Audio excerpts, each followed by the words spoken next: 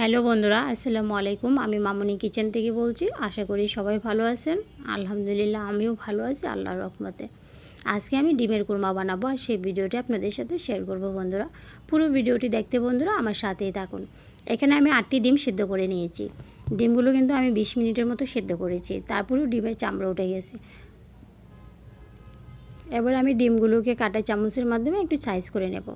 এতে ডিমের ভিতরে মশলা ঢুকবে, ডিমটা খেতেও কিন্তু বন্ধুরা ভালো লাগবে।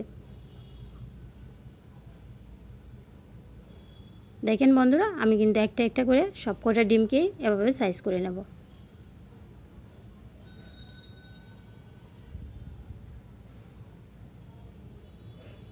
আমার সাইজ করা কিন্তু হয়ে গেছে। এবার দেখেন বন্ধুরা, আমি চুলার কাছে চলে এসেছি। চুলার মধ্যে কড়াই বসিয়ে দিয়েছি আর কড়াইয়ের মধ্যে সয়াবিন তেল দিয়েছি। এবার আমি একটা একটা করে ডিম দিয়ে দিচ্ছি। ডিমগুলোকে আমি হালকা করে ভেজে নেব। যারা আমার চ্যানেলটিকে সাবস্ক্রাইব করেছেন বন্ধুরা, তাদের সবার জন্য রইল আমার পক্ষ থেকে অভিনন্দন। আর যারা এখনও আমার চ্যানেলটিকে সাবস্ক্রাইব করেনি বন্ধুরা, অবশ্যই আমার চ্যানেলটিকে সাবস্ক্রাইব করে আপনাদের বন্ধু বানিয়ে নেবেন। আর আপনাদের সুন্দর সুন্দর ভিডিও দেখতে আমাকে সাহায্য করবেন। দেখেন বন্ধুরা, আমার ডিমটা কিন্তু ভাজি করা হয়ে গেছে। এবার আমি ডিমটাকে উঠিয়ে নেব। দেখেন বন্ধুরা, কড়াইয়ের মধ্যে কিন্তু তেল রয়ে গেছে ডিমগুলো ওঠানোর পর। এবার আমি ওই তেলের উপর দিয়ে দিচ্ছি পেঁয়াজ কুচি। এবার আমি পেঁয়াজটাকে ভালোভাবে ভেজে নেব। আসেন বন্ধুরা, আমরা একে অপরকে সাপোর্ট করি আর সবাই মিলে এগিয়ে যাই। যারা আমাকে সাবস্ক্রাইব করবেন বন্ধুরা, দয়া করে 24 ঘন্টা অপেক্ষা করবেন। এর আগে আপনারা মুখ ফিরিয়ে নেবেন না, এতে অনেক কষ্ট লাগে বন্ধুরা।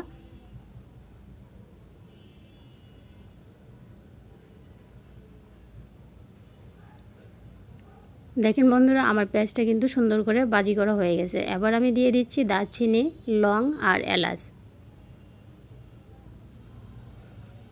এভাবে আমি আরও 1 মিনিটের মতো ভেজে নেব।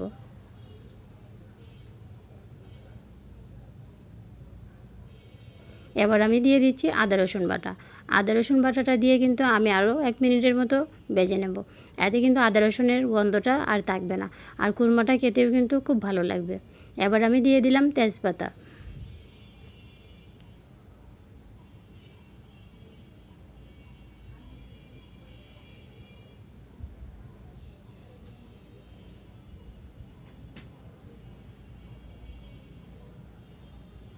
দেখেন বন্ধুরা, এবার আমি দিয়ে দিচ্ছি আধা চামচ মরিচের গুঁড়া,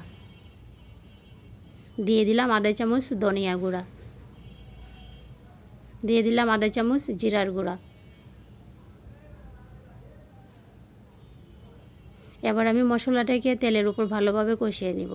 আর দিয়ে দিলাম আমি চীনাবাদাম বাটা। আপনারা চাইলে সেখানে কাজু বাদাম ব্যবহার করতে পারেন। এবার আমি দিয়ে দিলাম পরিমাণ মতো লবণ।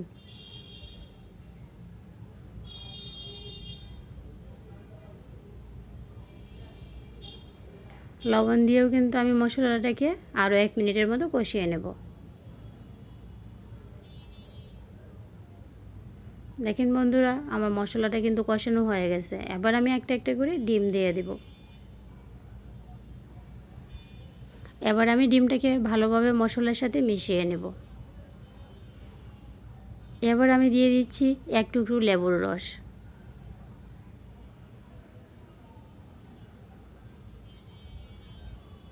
এখন আমি দিয়ে দিব 1 কাপ দুধ। দুধ দিয়ে আমি ভালোভাবে নাড়াচাড়া করে দেব। ডিমটাকে সুন্দর করে মিশিয়ে দেব মশলার সাথে। দেখেন বন্ধুরা, এবার আমি দিয়ে দিচ্ছি কাঁচামরিচ 3টি। আমি কাঁচামরিচটাকে কেটে নিয়েছি। এবার আমি দিয়ে দিচ্ছি 1.5 চামচের মতো চিনি। চিনিটা আপনারা চাইলে কমিয়ে বাড়িয়ে দিতে পারেন। কুরমাটা কিন্তু মিষ্টি মিষ্টি হলেই খেতে ভালো লাগে। দেখেন বন্ধুরা, এবার আমি দিয়ে দিচ্ছি 1.5 চামচের মতো ঘি। ঘি দিলে কিন্তু কুরমা থেকে একটা সুন্দর ফ্লেভার আসে, মনে হয় যেটা কুরমা। আর কুরমাটা খেতেও কিন্তু আমার কাছে খুব ভালো লাগে। ঘিটা দিয়ে আমি ভালোভাবে ডিমটাকে নাড়াচাড়া করে মিশিয়ে দেব। এবার আমি 5 মিনিটের জন্য ঢাকনা দিয়ে ডেকে দিব। চুলার আগুন একেবারে লো করে দিব। দেখেন বন্ধুরা, আমি 5 মিনিট পর আবারও চলে এসেছি। আমার কুরমাটা কিন্তু প্রায় হয়ে গেছে। দেখেন সুন্দর একটা কালারও চলে এসেছে। এবার আমি পেঁয়াজ বেরেস্তা করে রেখেছিলাম ডিমের উপরে বেরেস্তাটা দিয়ে দিলাম।